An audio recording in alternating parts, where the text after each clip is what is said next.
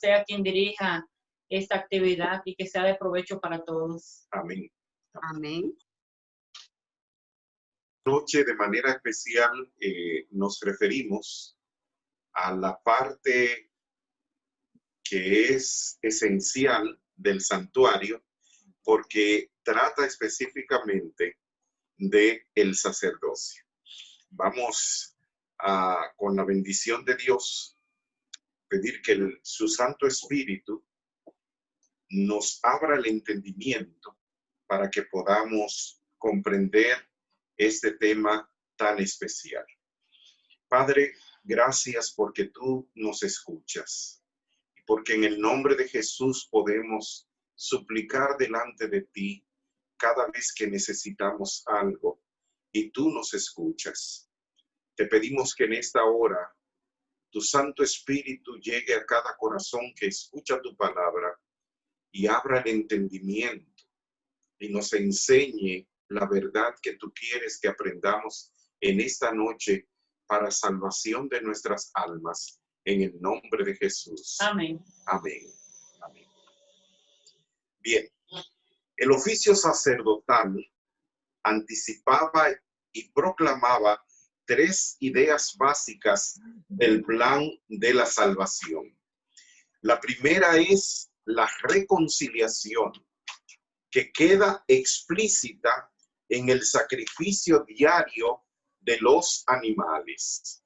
La segunda, la mediación, y se implementa en la acción sacerdotal de compadecerse de los ignorantes y extraviados, según nos dice Hebreos en su capítulo 5 y los versos 1 al 20. Vamos a escuchar en este momento esta lectura que es de suma importancia para cada uno de nosotros. Hebreos capítulo 5, los versos 1 al 20. Porque todo sumo sacerdote es escogido de entre los hombres y constituido a favor de los hombres ante Dios, para que presente ofrendas y sacrificios por los pecados. Él puede mostrarse paciente con los ignorantes y extraviados, puesto que él también está rodeado de debilidad, por causa de la cual debe ofrecer por los pecados, tanto por sí mismo como también por el pueblo. Y nadie toma para sí esta honra, sino el que es llamado por Dios, como lo fue Aarón. Por esto, tampoco Cristo se glorificó a sí mismo haciéndose sumo sacerdote, sino que fue Dios quien le dijo: yo te he engendrado hoy, como también dice en otro lugar, tú eres sacerdote para siempre según el orden de Melquisedec. Y Cristo, en los días de su vida terrena ofreció ruegos y súplicas con gran clamor y lágrimas al que lo podía librar de la muerte, y fue oído a causa de su temor reverente. Y aunque era hijo, a través del sufrimiento aprendió lo que es obediencia. Y habiendo sido perfeccionado, vino a ser autor de eterna salvación para todos los que lo obedecen. Y Dios lo declaró sumo sacerdote según el orden de Melquisedec. Acerca de esto tenemos mucho que decir, pero es difícil de explicar, porque cuando os habéis hecho tardos para oír, debiendo ser ya maestros después de tanto tiempo, tenéis necesidad de que se... ¿sí? Tenéis necesidad de que se os vuelva a enseñar cuáles son los primeros rudimentos de las palabras de Dios. Y habéis llegado a ser tales que tenéis necesidad de leche y no de alimento sólido. Y todo aquel que participa de la leche es inexperto en la palabra de justicia, porque es niño. El alimento sólido es para los que han alcanzado madurez, para los que por el uso tienen los sentidos ejercitados en el discernimiento del bien y del mal. Hermanos, aquí hay una expresión o una enseñanza.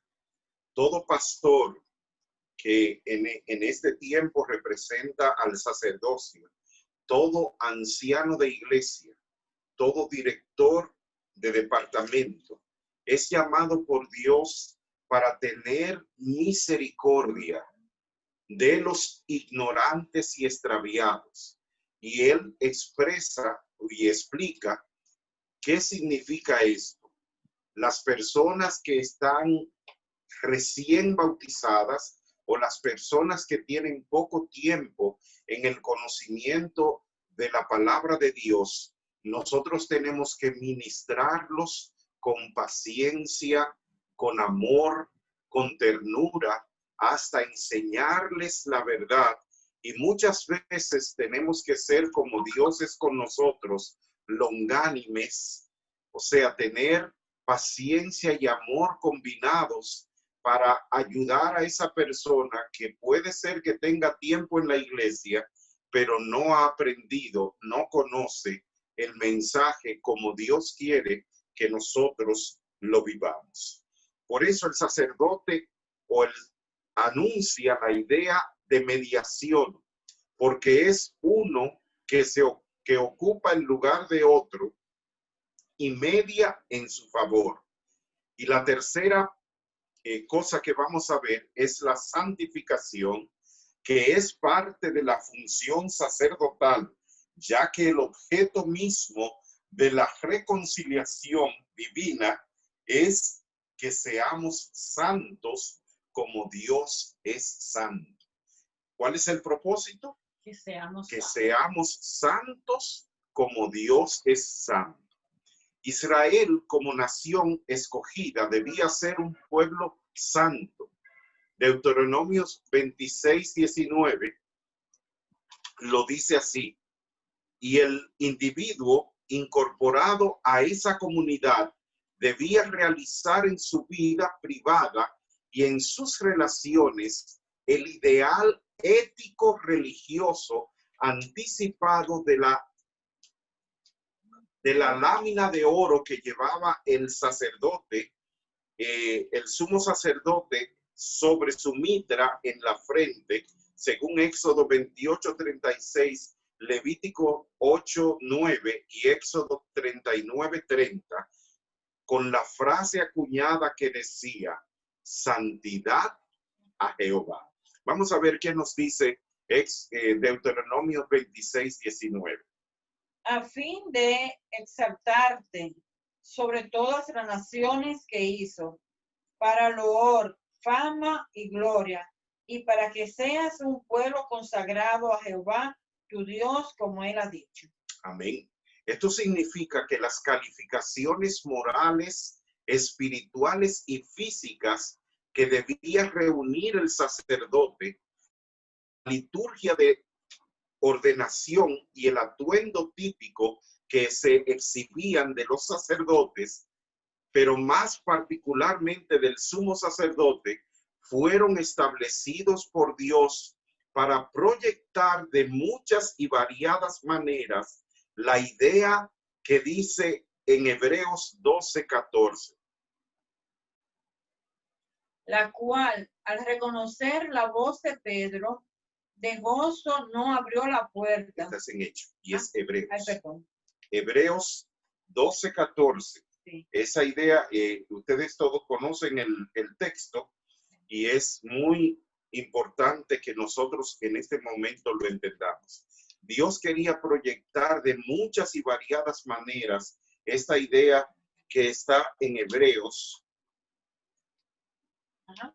En Hebreos 12:14. Entonces es el último.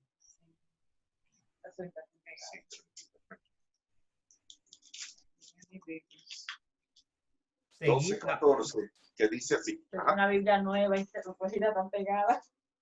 Voy a coger la mía. Tranquila, tranquila, Alida. Seguridad, seguid la paz con todos y la santidad, sin la cual nadie verá al Señor. O sea que esto era lo que Dios quería proyectar a través del servicio sacerdotal, que nadie puede ver a Dios si no ha pasado por el proceso De la santidad. de la santificación. Y tú y yo como cristianos necesitamos entender esta verdad, porque hoy día más que nunca el enemigo ha puesto sus baterías de ataque sobre que tú puedes llevar la vida cristiana como quieras, que lo importante es que tú tengas a Dios en el corazón, que lo demás no importa. Pero Dios dice claro aquí que aún en nuestra vestimenta, y más adelante lo vamos a ver, necesitamos proyectar que somos un pueblo santo, apartado por Dios para un uso especial.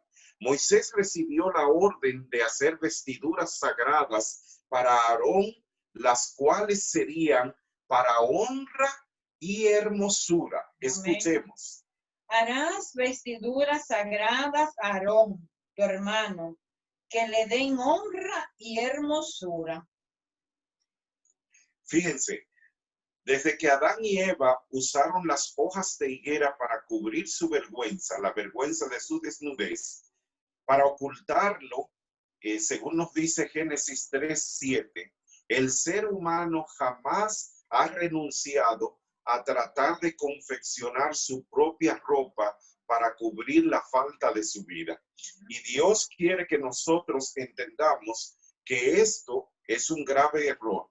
La vestimenta de Aarón expresa el valor estético, religioso y funcional del sacerdocio, ya que esa ropa era simbólica, tenía que ser perfecta porque ninguna cosa fuera de la perfección podría representar debidamente la santidad del culto elevado a Dios. Por eso el sacerdote era en un sentido especial una figura de Cristo y por lo tanto representaba al pueblo ante Dios y a Dios ante el pueblo. La ropa que él llevaba en función de su vestidura sacerdotal, su investidura sacerdotal, respondía a un valor estético y proyectaba un mensaje. Debido a las condiciones establecidas bajo el nuevo pacto por el cual los creyentes llegamos a ser sacerdotes, como dice Primera de Pedro 2:9, que en breve mi esposa va a leer, la ropa de los seguidores de Cristo llega a ser simbólica y en todos los casos, aún en el estilo de la ropa que llevamos, comunicará la verdad del Evangelio. Eso nos dice la sierva en Testimonio, tomo 6, páginas 95 a la 97. Y escuchen lo que dice el Señor a través del apóstol Pablo en la primera carta, el capítulo 2 y el verso 9. Pero vosotros sois linaje escogido, real sacerdocio, nación santa, pueblo adquirido por Dios, para que anunciéis las virtudes de aquel que os llamó de las tinieblas a la luz admirable. A su luz admirable. Miren aquí qué interesante en esta expresión. No era solo el sacerdote allá en el santuario. Dios te ha llamado a ti y me ha llamado a mí para que seamos reyes y sacerdotes para Cristo. Pero es con el propósito de que mientras vivamos en esta tierra, nosotros podamos reflejar, o Dios pueda reflejar a través de nosotros su santidad, sin la cual, como dijimos, nadie verá al Señor. ¿Sabe qué? Vosotros sois linaje escogido, real sacerdocio, nación santa, pueblo adquirido por Dios para que anunciéis las virtudes de aquel que os ha llamado de las tinieblas a su luz admirable. Adelante. Entonces, perdona que cuando uno le dice a personas que el vestir refleja lo que uno tiene por dentro, dicen entonces que el vestido no hace el monje. Que el hábito no hace el monje. Pero realmente, si somos cristianos, tenemos que vestir para gloria de Dios y con elegancia, Sí. porque el Señor lo dice. Así lo dice. Podemos vestir como quiera. Y también las personas no completan esa frase que fue dicha. El hábito no hace al monje, pero lo identifica. Sí. Y eso mismo ocurre en la vida cristiana o con el cristiano en la vida secular. La manera como tú vives, la manera como te vistes, dice lo que hay dentro de ti. Y mucha gente, como dije hace un momento, mucha gente dice, no importa, lo importante es que tengas a Jesús adentro. Sí. Esa es una mentira engañosa del diablo, porque Jesús dice claramente que quiere que hasta en nuestra manera de vestir, en la forma como tratamos también a los demás, reflejemos sus cualidades, reflejemos sus características, reflejemos su divino carácter. Sigamos entonces y vamos a encontrar que otra parte de la vestidura del sacerdote era el efod. Esta prenda exterior llevaba sobre los hombros 2 piedras de ónice, como dice en Éxodo 28, del 9 al 12.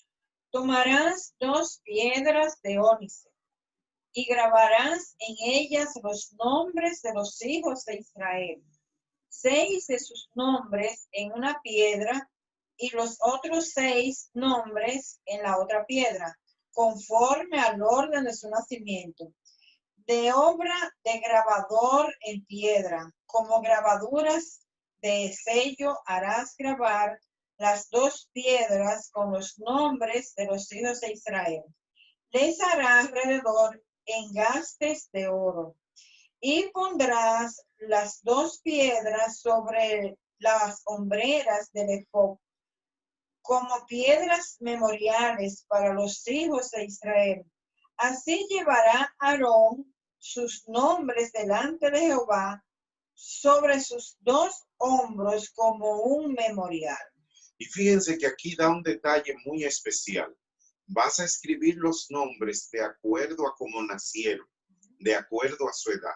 Esto quiere decir que Dios respeta en cada uno de nosotros el momento, o vamos a decir, la posición que Él nos ha dado. Muchos de nosotros pensamos que nacemos por nacer y que a lo mejor yo pude haber nacido primero que mi hermano, pero ahí se traspasó el asunto. Dios es que lleva el control de todo y aún en el santuario nos da a entender que Él respeta las jerarquías. En su confesión se utilizó el mismo material empleado para las cortinas que dividían el lugar santo del Santísimo, para confeccionar el traje, el efod que llevaba el sacerdote. Pero aquí, el lino torcido, azul, púrpura y escarlata, entretejidos con hilos de oro. Sin embargo, estaban en una posición diferente y más adelante lo vamos a ver. Lo que seguía en la vestimenta del sacerdote era el racional del juicio o el pectoral. Era la prenda más hermosa y elaborada de toda la vestidura del sacerdote, según nos dice Éxodo 28, del 15 al 29 y 39, 8 al 21. Colocadas en orden, había 12 piedras preciosas y cada una llevaba el nombre de uno de los hijos de Jacob, que era lo mismo que una de las tribus de Israel, atendiendo al orden de su nacimiento y al orden de marcha en cuando iban caminando de un lugar hacia el otro, cuando se trasladaban. Esta es una figura que expresa el invariable amor de Cristo por su pueblo. Sobre sus hombros, él llevaba al pueblo, porque llevaba la carga de ellos, y por eso las dos piedras de ónice tenían 6 tribus en cada una, significando que Jesús llevaba las cargas de su pueblo. Pero también estaban las tribus representadas por las piedras en el pectoral, en el mismo orden en que marchaban, porque esto representaba que Jesús nos ama y por eso nos lleva en su seno, amén, en su pecho. Amén. Así Cristo presentó su sangre al Padre en favor de los hombres y lleva sobre su corazón el nombre de cada pecador arrepentido. Miren, queridos, la otra parte que presentaba el pectoral era el Urín y el Tumín. Estaban a los costados, uno a la derecha y el otro a la izquierda, 2 hermosas piedras bastante grandes que eran de luces y perfecciones. Eran piedras hermosísimas que llamaban la atención. El sumo sacerdote las usaba para consultar la voluntad de Dios en aquellos asuntos de difícil determinación que comprometían el futuro o el bienestar de la nación. Y encontramos esos ejemplos tanto en Número 27, versículo 21, como en Esdras, capítulo 2 y el verso 63. ¿Tienes Número 21? Ok. Número 27, versículo 21. Adelante, por favor. Solo vamos a leer esta para avanzar en el tiempo.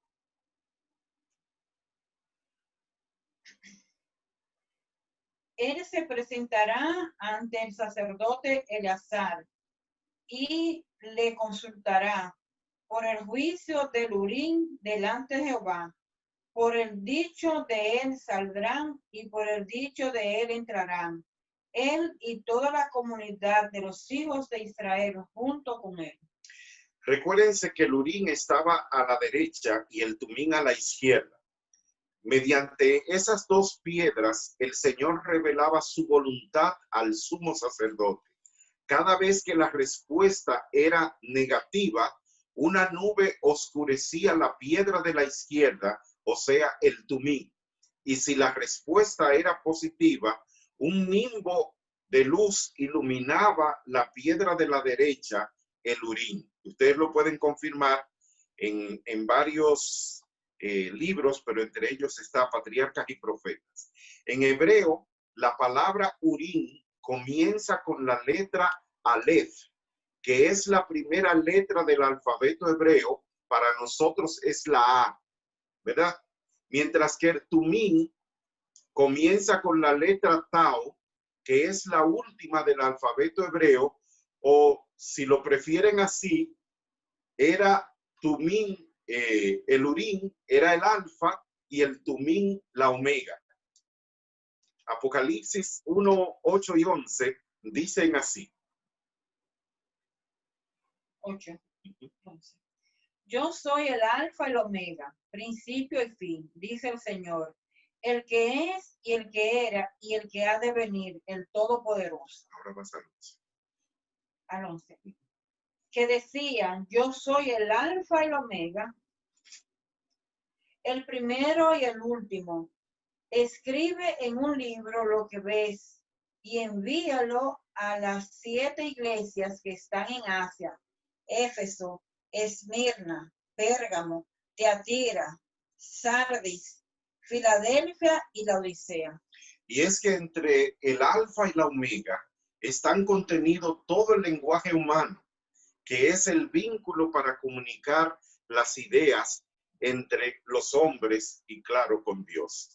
El sumo sacerdote con el Urín y el Tumín en el pectoral se transformó entonces en el vínculo por el cual Dios comunicaba sus mensajes a su pueblo.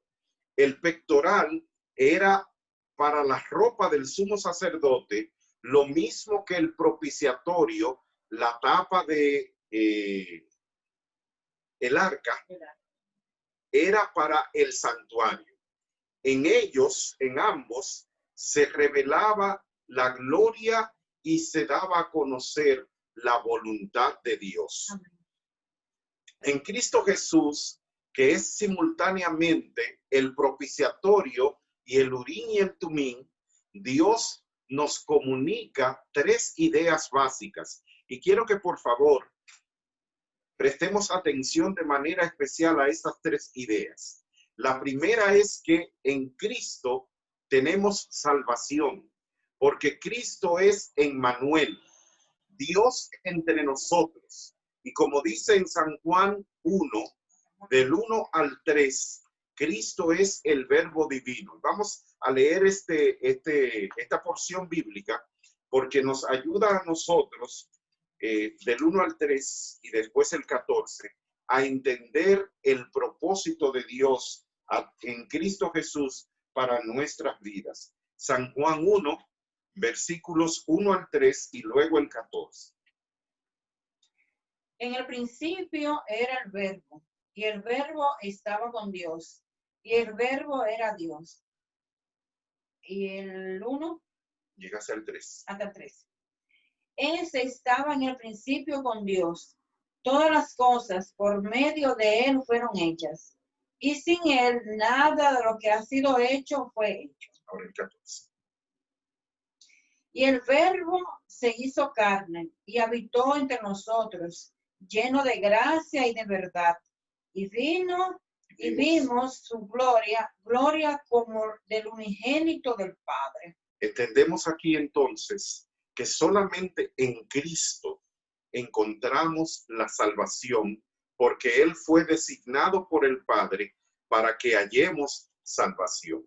La segunda cosa que Dios quiere comunicarnos a través del oficio sacerdotal es que Dios nos da dirección. Él es quien nos dice por dónde vamos y cómo vamos a hacer las cosas. Porque Dios en Cristo conduce nuestra vida guiándonos todo el tiempo de nuestro peregrinaje de esta tierra a la Canaán celestial. Y por último, Dios quiere que nosotros entendamos que hay un juicio, que hay un sí y un no que se nos dice en Cristo, pero para el creyente, el que cree en Jesús, todas las promesas que Dios nos ha dado son en Cristo sí y en Cristo amén. Escuchemos lo que nos dice en 2 Corintios 1:20. Porque todas las cosas, porque todas las promesas de Dios son en él sí y en él amén. ¿Qué significa esto? Que las promesas de Dios no van a cambiar. Si Él las dio, en Cristo Jesús están hechas. O sea, son positivas para los que creen en Él. Van a ocurrir y ya están hechas. Aunque todavía no hayan llegado a tu vida, están hechas porque la palabra de Dios es eterna. Amén. Y cuando Dios dice será, será porque es su palabra la que gobierna el universo. Así que hermano y hermana que me escuchas, tienes que entender en esta parte que Dios ha dejado sus promesas para que tú y yo seamos hombres y mujeres hechos a la estatura de la plenitud en Cristo Jesús. Cuando tú te detienes a mirar tus faltas y a pensar que por tu vida alejada de Cristo no vas a alcanzar la salvación, el enemigo se aprovecha y saca de ti la fe. Pero recuerda que Dios dijo, todas sus promesas en Cristo son sí y en él amén. Amén. Y hay una promesa que no puedes olvidar. Filipenses 4:13. Todo. ¿Cuánto? Todo. Todo lo puedo en Cristo que me fortalece. Pasamos ahora a la siguiente pieza de la vestidura sacerdotal. Ustedes la van a ver ahí. era el manto del efod. Era una ropa que se confería una unidad especial. Y está registrado en Éxodo 28, 21 al 34, 39, 22 al 23. Esta noche no estamos leyendo tantos textos para acortar un poco el tiempo, pero me gustaría que ustedes lo tomen en cuenta y lo repasen en la casa, porque esta es la base de nuestro estudio, lo que está en la Biblia, porque así lo dice el Señor. Y esta pieza era de color azul y el sumo sacerdote la llevaba puesta sobre la túnica blanca de lino torcido y debajo del efod. Era una sola pieza sin costura, tejida de arriba abajo. Wow. El ruedo del manto del efod estaba adornado con granadas de colores azul, púrpura y carmesí, y además tenía campanillas de oro que sonaban cuando el sumo sacerdote entraba o salía o se movía dentro de uno de los compartimentos del santuario. Y cada uno de nosotros conoce la historia que el pueblo estaba pendiente. Si las campanillas dejaban de sonar, era porque el sumo sacerdote había perdido la vida. Pero en este caso, solamente vamos a mencionar la parte de que esas campanillas era para que la gente supiera que el sumo sacerdote estaba vivo en la presencia de Jehová. Y esta era la última túnica, pero o la última pieza de su vestimenta, pero es al inverso. Esta era la primera que se ponía, la túnica labrada.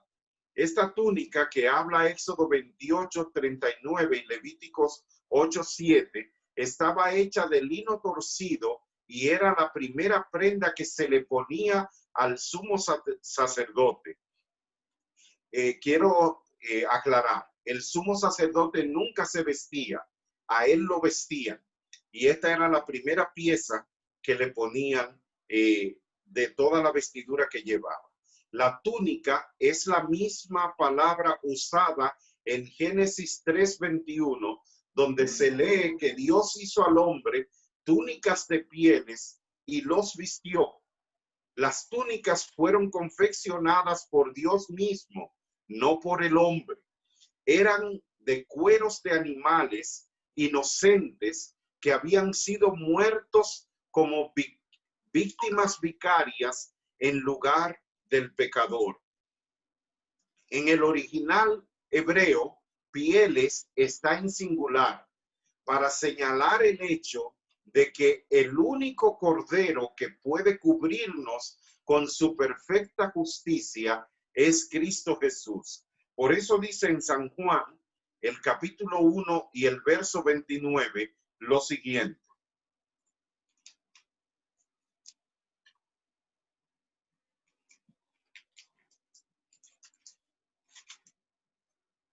Veintinueve.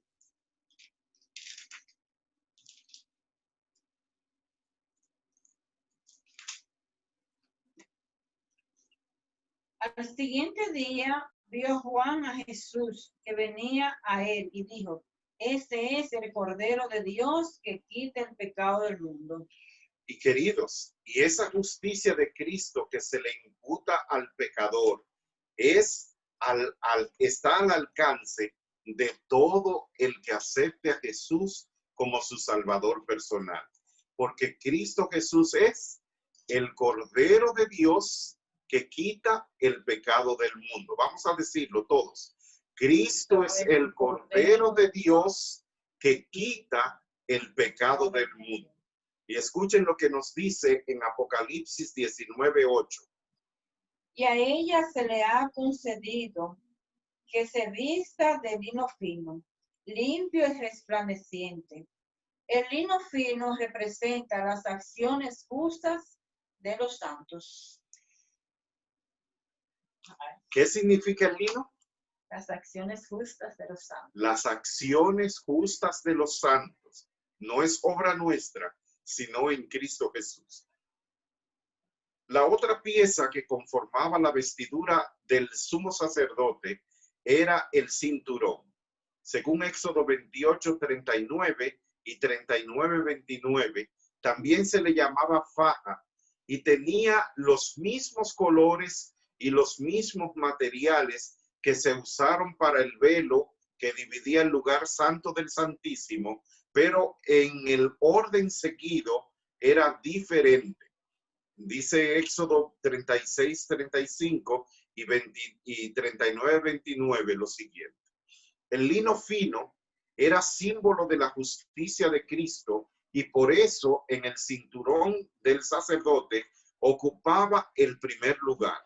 Así debiera ser con el creyente, ya que a lo largo de su vida será la justicia cinturón de sus lomos y la fidelidad ceñidor de su cintura. Vamos a escuchar como dice en Isaías 11:5. Y será la justicia cinto de sus caderas, y la fidelidad ceñirá su cintura. Ah, queridos, dice allí claro que para todo el creyente será la justicia cinto de sus lomos o cinturas y la fidelidad ceñidor de su cintura. ¿Qué quiere decir esto? Que la fidelidad del cinturón era ceñirse para servir. Así que cuando tú y yo aceptamos a Cristo Jesús, Él nos ciñe con su cinturón de justicia y de fidelidad para que sirvamos tanto a Dios como a los demás que nos rodean. Y miren aquí el ejemplo, porque una de las cosas que más me gusta de el Señor es que Él nunca te manda a hacer algo que Él no haya hecho primero. Y en la antesala de la cruz, Jesús se levantó de la cena y se quitó su manto y tomando una toalla, se la ciñó, dice San Juan 13, del 3 al 4. Y en la presencia de sus discípulos, el divino maestro cumplió el ideal mesiánico del Evet Yahweh. El que está ceñido debe tener la lámpara encendida, dice Lucas 12:35, y la luz consiste en las buenas obras realizadas por la gracia de Dios manifestada en nuestras vidas y que leímos anoche cuando se leyó Mateo 5 del 14 al 16, que dice: vosotros sois la luz del mundo. Una ciudad asentada sobre un monte no se puede esconder, ni se pone una lámpara debajo de la mesa, sino que es puesta en el candelabro para que alumbre a todos los que están en casa. Así alumbre vuestra luz delante de los hombres, para que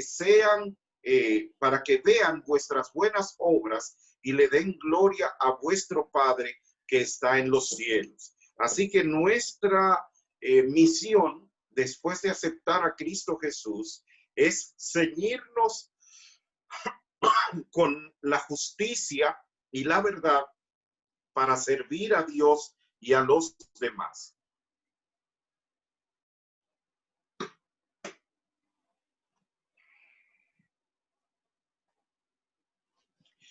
La última parte de la vestidura sacerdotal, y especialmente del sumo sacerdote, era la mitra que cubría la cabeza de él.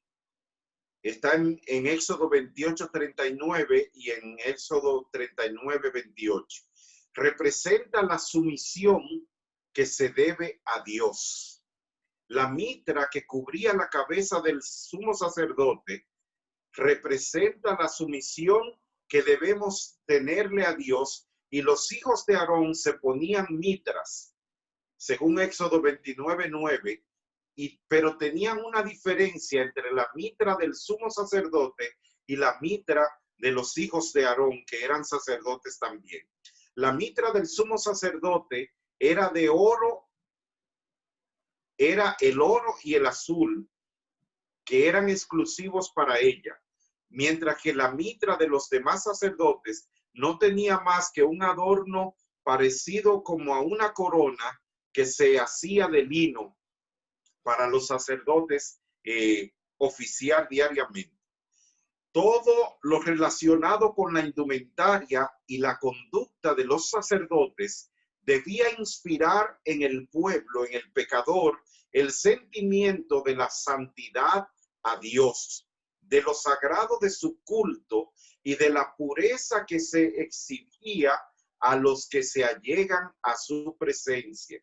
Aquí una vez más nos está diciendo que nosotros no podemos pretender ser cristianos mientras vivimos una vida liviana, muy apegada a las cosas del mundo. ¿Por qué? Porque aún en nuestra vestimenta debemos demostrar lo sagrado, la santidad de Dios, lo sagrado que es el culto que se eleva a Él y la pureza que se exige a todo aquel que llega a su presencia. No es cosa humana. La ordenación del sacerdocio venía entonces después de su investidura. La liturgia de la consagración, tanto de Aarón como de sus hijos, fue solemnísima y requirió 7 días. Así que no era cosa liviana. 7 días en el proceso de la ordenación. Ustedes pueden repasarlo en Éxodo capítulo 29 y en Levíticos capítulo 8. En primer lugar, para su ordenación se tomaba en cuenta la vocación. Éxodo 28:1. Porque la vocación sacerdotal de Aarón tuvo su origen en Dios mismo, porque nadie toma para sí esta honra sino el que es llamado por Dios, como lo fue Aarón. Así nos dice Hebreos 5:4. La otra cosa que se tomaba en cuenta al momento de su ordenación era el objeto de la vocación. ¿Qué propósito tenía la vocación del sacerdote? Según Éxodo 29:4. La ceremonia de la consagración fue realizada frente a la puerta del santuario, en la presencia de Dios y en la presencia del pueblo. Aarón debía estar cerca de Dios y cerca del pueblo. Él era el puente que unía a los dos.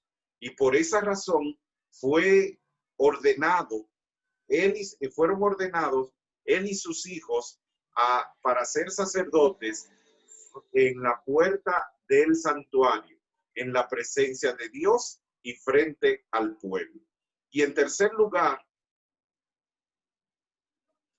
era símbolo del lavamiento, según Éxodo 29:4-6.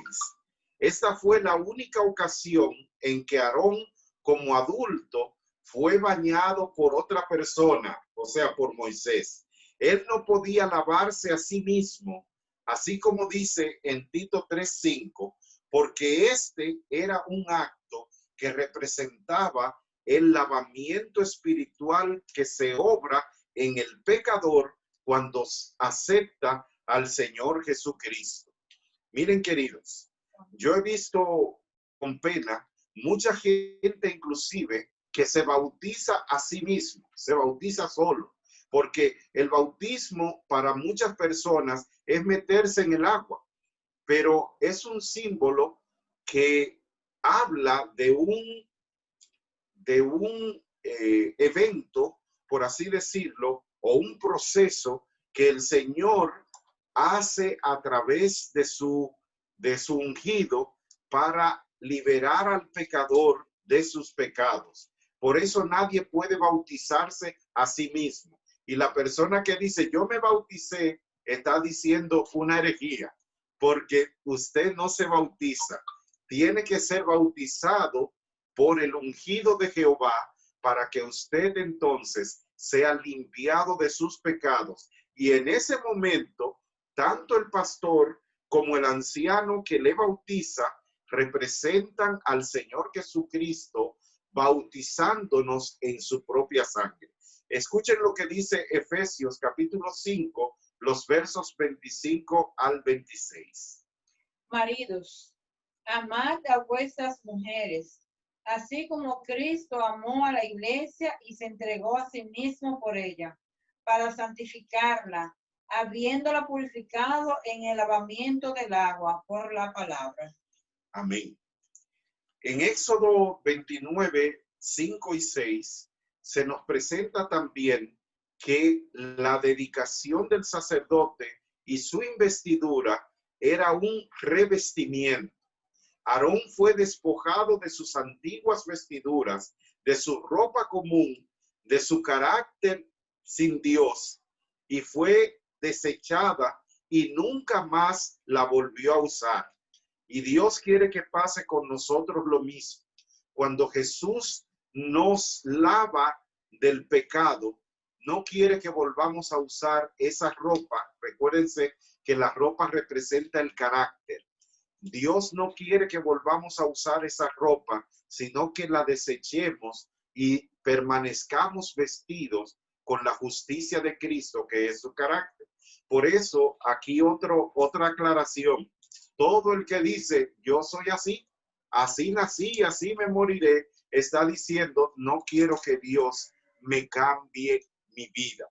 Y nadie o sea, toda persona que no permita que Dios le transforme a la imagen y semejanza de Cristo Jesús, no podrá entrar en el reino de los cielos. Aarón no se puso él mismo las ropas, fue Moisés quien lo vistió con esa ropa que era símbolo del carácter, de la justicia de Cristo. Y asimismo, ni tú ni yo podemos vestirnos con la vestidura del carácter de Cristo. Solo el Espíritu Santo puede hacer esa obra en nuestro favor. Escucha lo que dice Isaías 61, 19. 19. Pasa.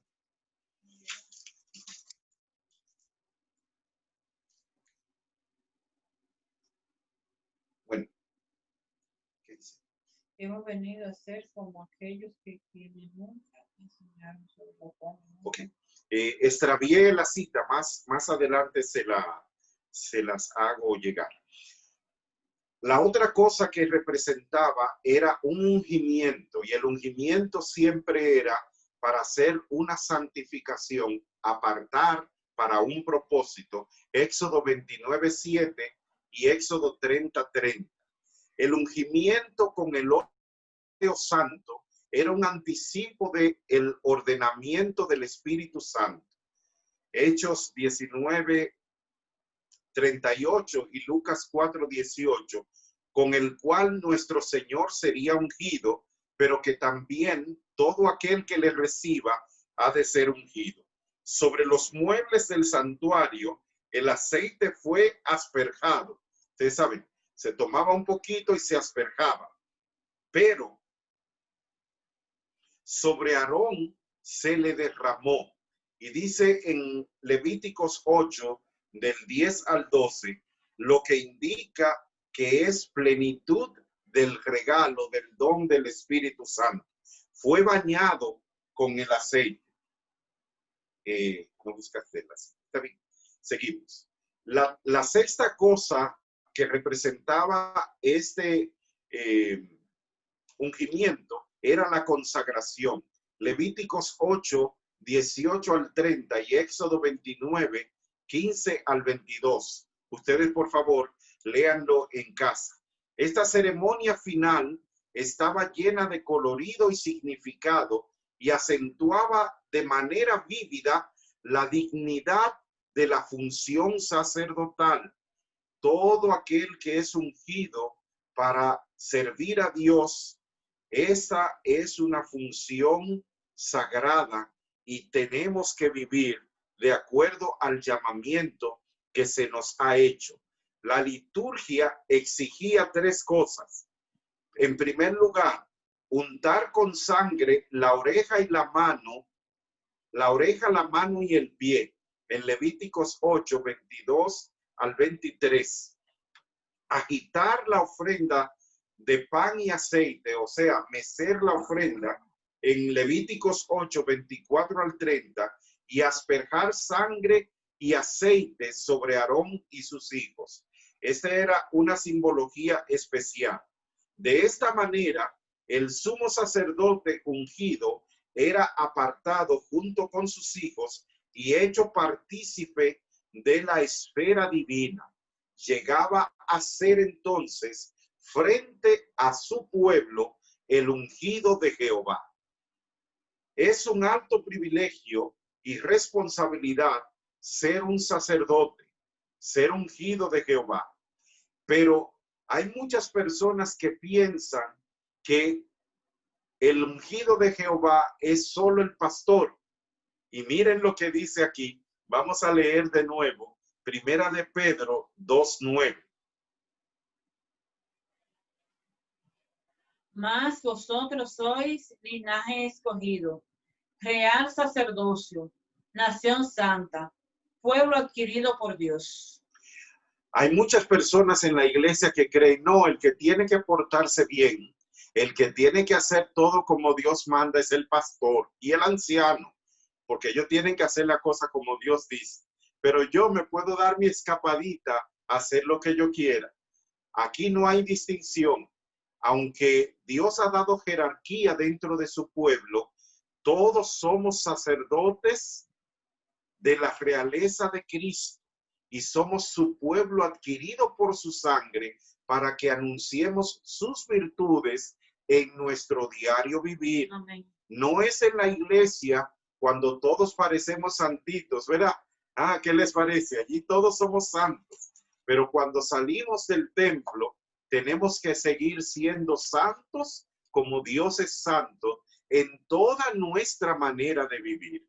Dios quiere la dedicación de nuestra vida a su servicio. Así que, hermanos, dice a través del apóstol Pablo en Romanos 12, versículos 1 y 2, os ruego por las misericordias de Dios que presentéis vuestros cuerpos en sacrificio vivo, santo, agradable a Dios, que es nuestro culto racional, que comprobemos cuál es la buena voluntad de Dios, agradable y perfecta. Amado, amada, que me escuchas en esta hora, o que nos escuchas, porque hemos estado hablando los dos. ¿Qué parece para tu vida o para la mía si nosotros que hemos aceptado a Cristo vivimos una vida que no le honra? ¿De qué sirve que estemos en la fe, que vayamos a la iglesia, que hagamos las cosas para que la gente nos vea cuando nuestro corazón está lejos de Dios? Es el ruego de Dios por sus misericordias que tú y yo presentemos nuestros cuerpos en sacrificio vivo, santo, agradable a Dios, y que este sea el culto que hagamos todos los días con nuestra razón, para que delante de los hombres podamos comprobar que la misericordia y la voluntad de Dios es buena, perfecta y agradable para todo aquel que acepta a Cristo como su Salvador personal. No es un asunto trivial, no es este asunto de, bueno, cuando yo no esté cansado. Ser cristiano es 24/7, los 365 días del año. Y no es como yo quiero, sino como el mismo Señor ordenó. Y te invito en esta noche a que tu corazón y el mío sea lleno del poder del Espíritu y tú y yo podamos entender que si estamos en Cristo, lo estamos para mostrar a través de nosotros cómo es Cristo. Y esa es la obra del Espíritu Santo, y por eso Él quiere que tú y yo seamos el templo de su morada permanente. Amén. Quiera Dios que así sea, que en tu vida y en la mía podamos reflejar a Cristo, no cuando estemos en la iglesia, no cuando estemos delante de alguien que nos conoce, sino todo el tiempo, porque vivimos en la presencia del Dios Santo, quien ha dado todo para hacernos santos como Él es santo. Amén. Dios te bendiga. Amén. Amén. Gloria a Dios. Tremendo tema.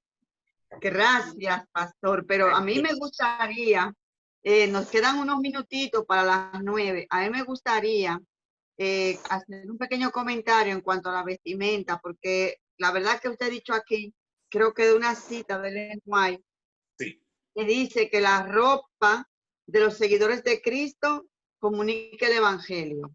Así es. Y es muy triste ver con este tiempo tan postmoderno, esta sociedad tan postmoderna en la que vivimos hoy, la ropa, la moda, que nos influye a nosotros. Sobre todo las damas. Hoy se usan mucho los pantalones rotos, todo de tremendo, licras, ropas muy ajustadas, transparencias y todo esto. Sí. Y es una cosa delicada el asunto, porque si la ropa comunica el evangelio, hay que ver cómo vestimos nosotros. Exactamente, hermana, y es lo que quiero decirles. Muchas veces nosotros estamos en la iglesia preocupados por la persona que está vestido de una forma que para nosotros como cristianos sería indecorosa, pero no estamos enfocándonos precisamente en que tenemos que ayudar a esa persona a consagrarse a Dios. No le diga nada de la ropa, deje la ropa tranquila, porque la ropa va a ser cambiada, y como expresé varias veces allí en citas de la sierva y tanto también de la palabra de Dios, quien te cambia esa ropa es Cristo. Porque Amén. esa ropa que tú tienes puesta físicamente solo refleja lo que hay en tu carácter. Y cuando va a ser cambiado es cuando Cristo te cambie el carácter. Entonces tú vas a vestir como un siervo, una sierva de Dios para su gloria. Y es la razón por la que hoy día, miren, nosotros como pastores tenemos muchas dificultades con la juventud especialmente y con nuestras hermanas de iglesia, porque el mundo les ha hecho creer que si no tienen puestas ciertas cosas, no son bellas. Pero la belleza, dice el mismo apóstol Pedro, de la mujer y del hombre cristiano, no está en lo que viste exteriormente, principalmente, sino en el carácter que presenta, que es el carácter de Cristo. Amén. No estoy diciendo con esto que las cristianas van a andar como locas, van a andar desarregladas ni desaliñadas, porque eso tampoco representa el carácter y el amor de Dios. No, tenemos que ser gente equilibrada, y el equilibrio de esa realidad nos lo da el Espíritu Santo al trabajar en nuestras vidas, porque Él es que nos hace templados, y el carácter templado es el carácter equilibrado que Dios quiere darnos. Amén, gloria a Dios, así mismo es. No nos fijemos, vamos a ser transformados primero nosotros, por dentro, Primero, luego por ser transformados todos. No hay persona, no importa el rango que tenga, vamos a decir, en la iglesia, desde el presidente de la Asociación General, en el caso de nosotros como adventistas, hasta la persona más humilde. Llamamos humilde al que, vamos a decir, barre la iglesia, pero eso no es humildad, que es otro error que cometemos. Que la persona sea pobre no quiere decir que es humilde. La humildad debe ser la que Cristo pone en nuestro corazón, en nuestra vida, por su carácter.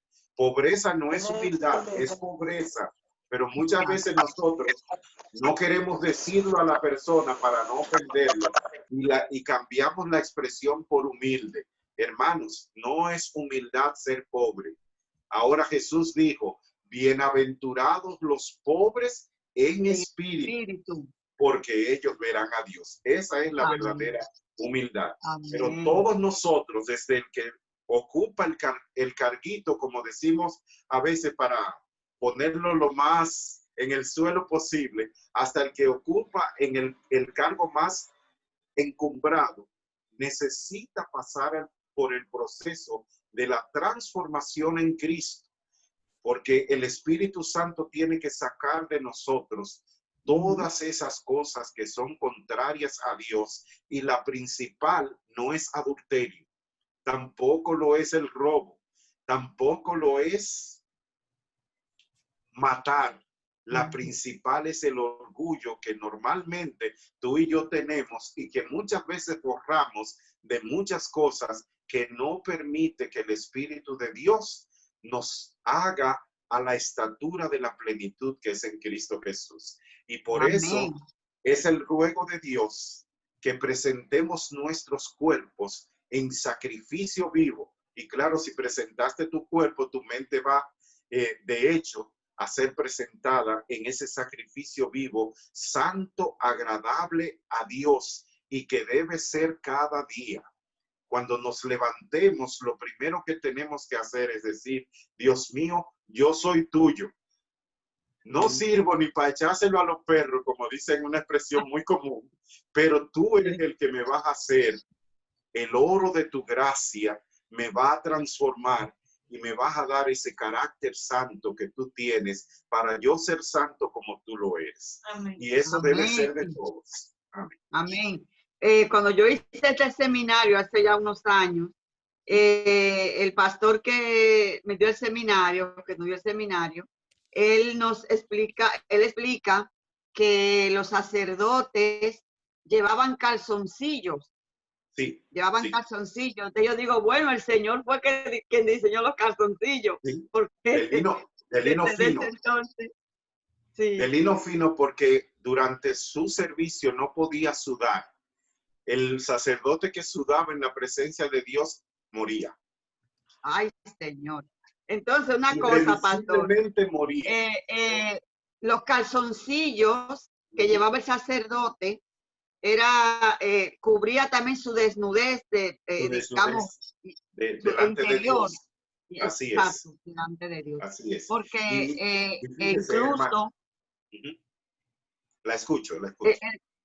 El santuario no tenía, el Señor no lo hizo con escalinatas, no. O sea, con escaleras, porque los santuarios paganos tenían escalinatas y las sacerdotisas iban desnudas, igual que los sacerdotes, se le levantaba la ropa a medida que iban subiendo y se le veía toda esta desnudez.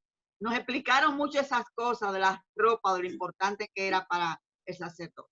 La razón que inclusive no se pone sacerdotisas en el santuario es porque, en primer lugar, el sacerdote, como ya acabamos de estudiar, representa a Cristo Jesús. Y Cristo Jesús es un varón, varón de dolores, dice Isaías 53, experimentado en quebranto. La otra cosa era que, precisamente lo que usted tocó, que los paganos tenían a mujeres para que sean sacerdotisas, porque la forma de adorar era ir a tener sexo con esa persona, no importa que usted sea varón o hembra, haciéndose una aberración. Y por eso Dios no incluyó a la mujer dentro del sacerdocio. Inclusive, yo voy un poquito más lejos, Dios no incluyó a la mujer ni siquiera entre sus discípulos, los 12, porque ya eso tenía un propósito. Las mujeres son discípulos de Cristo, pero ninguna fue incluida entre los 12, que eran los fundamentos de la iglesia naciente. Y fíjense que él levantó muy en alto a María Magdalena, a su propia madre y a otras mujeres que se dedicaron a servirle, pero a ninguna, ni siquiera porque Judas dejó la posición, se puso a una mujer, a que lo sustituyera, porque no es una discriminación sexual o de sexo, discriminación de sexo, sino porque cada cosa que se hace en Dios tiene un propósito y representa al Señor Jesucristo como varón de dolores experimentado en quebranto. Eso ha traído muchas dificultades, especialmente en estos tiempos con las mujeres, porque el enemigo le ha puesto en la cabeza que tienen que liberarse de los hombres, pero eso es cuando usted lo analiza, es un asunto que es hasta irracional, y usted escucha que dicen unos nombres para decir que tienen que ser hembras, ¿verdad? Que son muy feos. Imagínense que por decir un ejemplo así de esos, para que se entienda. Imagínense que un día la mosca macho diga, ya yo no quiero que me llamen mosca, así que yo voy a ser el mosco. Y me van a llamar mosco porque yo no soy hembra. No me pueden llamar mosca. Algo así es lo que está pasando en realidad con esas personas, porque están siendo dirigidas por el enemigo que quiere trastornar todo lo que Dios hace en favor de la humanidad. Y nosotros como cristianos solamente no entramos en esos debates también por el equilibrio que nos da el Espíritu Santo. Y tenemos que pedirle a Dios sabiduría para sabernos conducir en este mundo que está infestado de muchísimas cosas, entre esas que le acabo de decir y otras, y nosotros caminar con la templanza que Cristo caminó aquí en la tierra. Amén. Bueno, yo no quisiera robarme el show, como dicen. Si alguno quiere hablar, señores, levante la mano y diga. Tenemos unos minutitos ya casi para ir concluyendo. Así es que si alguno tiene una inquietud, quiere decir algo, dígalo, que es el momento. Sí, adelante. ¿Quién se anima? Por ahí a Miguel Rincón muy tranquilito. Pastor, muy tranquilito, yo he visto que usted tocó antes de ayer. ¿Aló? ¿Me entienden? No, adelante, repite, por favor. Sí, usted tocó antes de ayer lo que era el templo, o sea, lo que era los actos de los tiempos, del templo. Y yo he visto en las iglesias, especialmente la parte de atrás, pero es parte del templo, vender prenda o hacer promociones para recoger dinero. Eso yo lo he visto con la aprobación del pastor, el primer anciano. Yo he visto eso. Entonces, el tema hablaba que la parte santo no solamente es el púlpito o adentro, sino que todos los astros de la iglesia, o sea, todo lo que es parte de la iglesia donde estamos es santo. Entonces, yo he visto como que se le ha ido la mano a algunos dirigentes en base en eso. Sí, a veces el buen deseo de ayudar nos hace cometer ciertos errores, porque, por ejemplo, se podría hacer eso en alguna ocasión, como ocurrió en estos días cuando pasó la primera tormenta antes de Laura, que fue afectado a Tomayor, y se llamó de la unión y de la asociación para apoyar a los hermanos que fueron afectados y a las demás personas, y se pidió que se llevaran cosas a las iglesias para de ahí trasladarla a un lugar específico para llevarlo a Tomayor. Vamos a suponer que eso lo estuvieran haciendo, inclusive hasta vendiendo en el patio de la iglesia para ayudar a una situación así. Cuando nosotros lo miramos de una forma humana, decimos, oh, eso es una cosa muy buena porque es una caridad. Pero Dios, inclusive personalmente, cuando estaba aquí como hombre en la tierra, les reprochó a los que hacían negocios en el patio de la iglesia, y miren que los negocios que ellos estaban haciendo, entre comillas, eran aparentemente buenos porque eran ayudando a las personas que vivían lejos para que no tuvieran que traer el animal que tenían que sacrificar, se lo vendían ahí y otras cosas más, y eso se fue convirtiendo en lo que Jesús llamó una cueva de ladrones. Fíjense, de un buen deseo que era para ayudar a la gente que venía de lejos a sacrificar, que no pasara tanto trabajo con el animal en el camino, o lo fueran a asaltar o lo que sea. Muy buena idea para ayudar. Sin embargo, al final el enemigo lo convirtió en lo que Jesús llamó cueva de ladrones. Por eso tenemos que tener cuidado de lo que nosotros hacemos en la casa de Dios, porque para Dios es su templo, no solamente la parte adentro del edificio, sino también todo lo que está circunscrito en la fence, ¿cómo se llama? En la cerca, vamos a decirlo así, que recubre el lugar que ha sido dedicado para Dios. Y nosotros tenemos que tener cuidado con eso. Eso no es un fanatismo como mucha gente lo ha querido etiquetar. Es que Dios, cuando pide algo, Él es la sabiduría y Él sabe por qué lo hace. A veces nosotros cometemos errores, como se encuentra en la Biblia, que Dios lo deja pasar por alto, pero en su palabra está claro cómo Él quiere que hagamos las cosas. Y nosotros debemos llevarnos no de lo que dice un ser humano, sino lo que dice Dios en su palabra, porque a final de cuentas es a Él a quien vamos a tener que ver en el día del juicio final. Amén. ¿Alguien más quiere comentar algo, decir una pregunta de lo que hasta ahora se ha dicho? Porque si no, vamos a ir cerrando. Sí. ¿Alguien más se anima? Buenas noches. Buenas noches, bienvenida. Buenas. Sí, ahorita se mencionaba sobre la vestimenta y básicamente se refirieron a las damas. No es que yo esté en contra de lo que se dijo, pero a veces los varones o cualquier persona a veces vestimos bien. Sin embargo, nuestra mente, nuestro cuerpo por dentro no está muy bien. Sí. Entonces creo que debemos de pedir al Señor que lo primero que debe de vestirnos quizás es nuestra mente y nuestro corazón, o sea, que sean transformados, porque no importa que lo de afuera se vea bien, una corbata bien vestida, sin embargo, mi mente no esté en conexión con el Señor. Gracias. Amén. Es verdad, mi hermana, usted tiene toda la razón.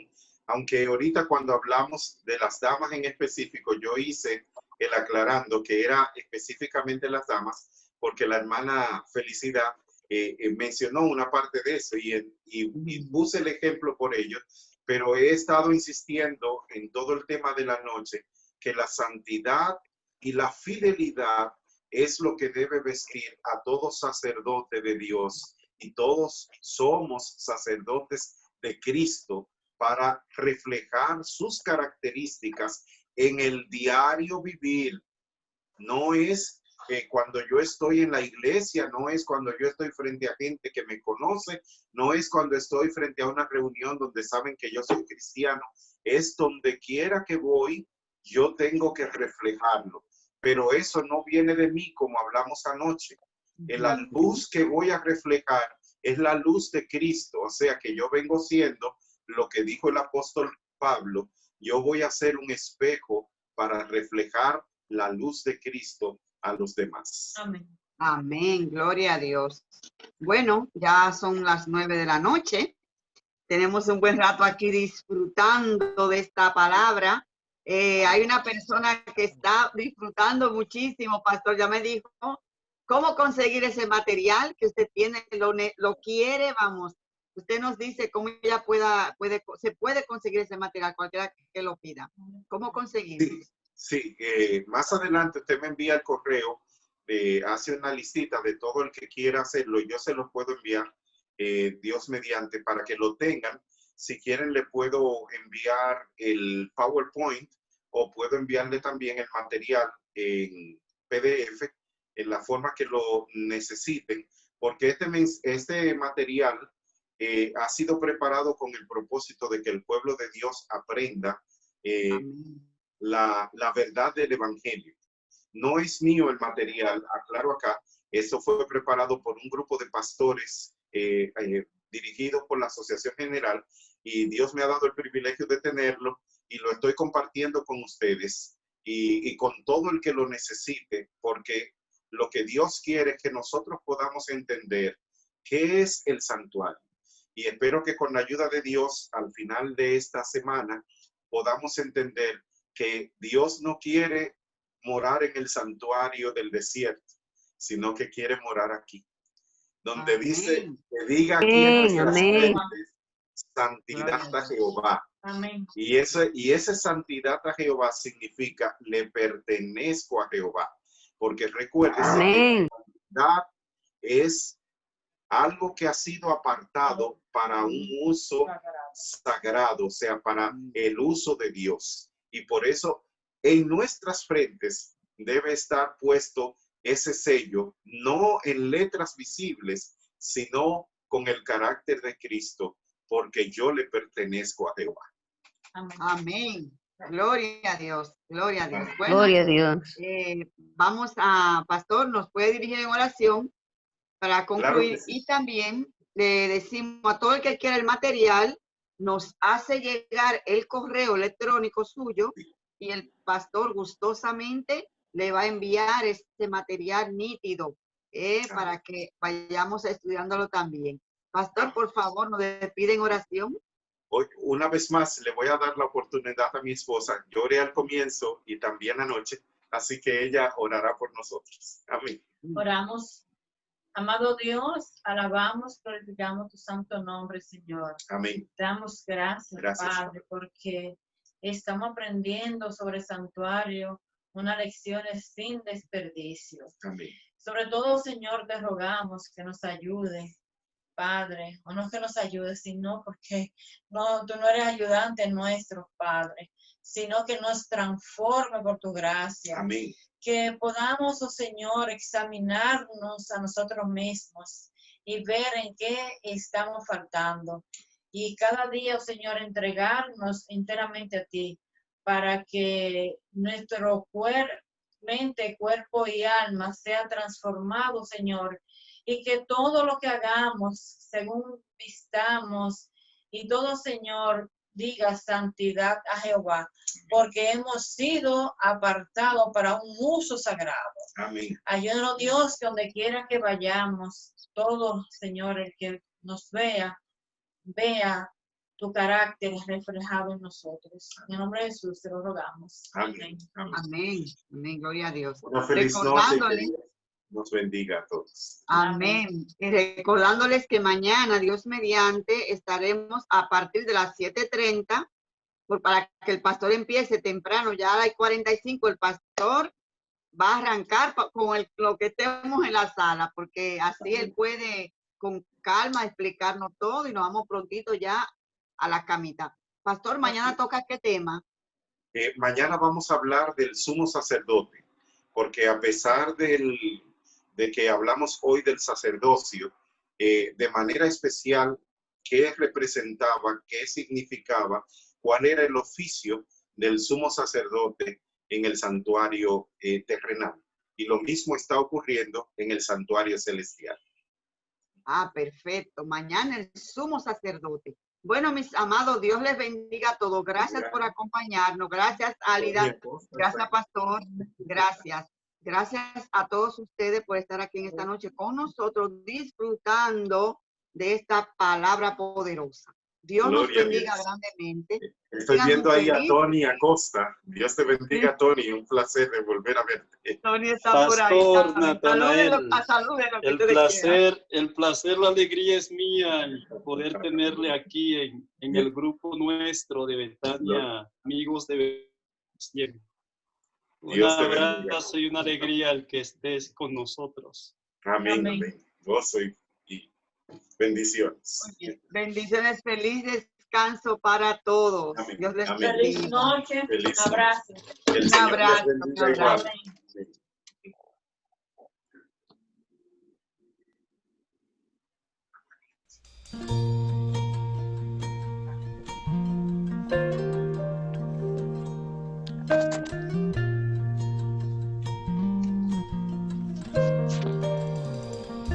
Real sacerdote ahí en el cielo, aleluya, oh, aleluya, nuestro abogado ante el Padre eterno, en el templo hecho por Dios,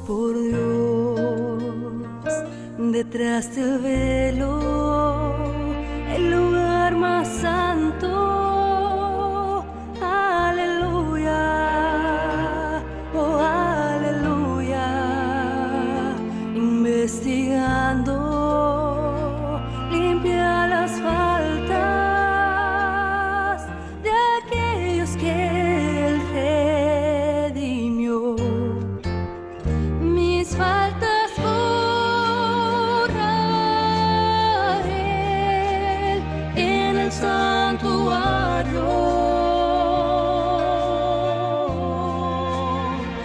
me une más a Él en el santuario, en el cielo.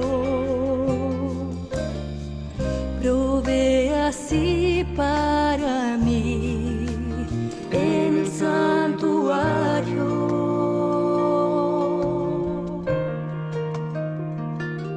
Purifica el templo celeste. Aleluya, oh aleluya. Y su venida está preparando a todo aquel que ha sido fiel. Mis faltas borra Él en el santuario. Me une más a Él en el santuario, en el cielo. Provee así para mí en el santuario, en el trono aquel de la gracia eterna. Estaremos reunidos allí.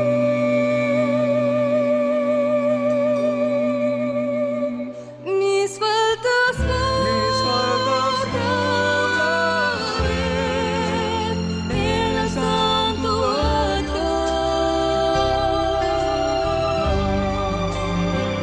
Me une más a Él en el santuario, en el cielo.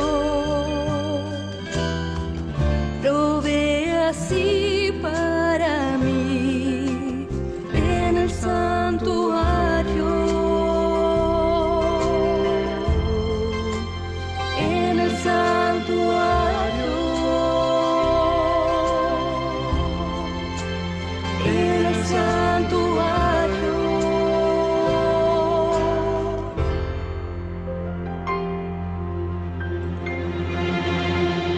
Mis faltas borra Él en el santuario. Me une más a Él en el santuario,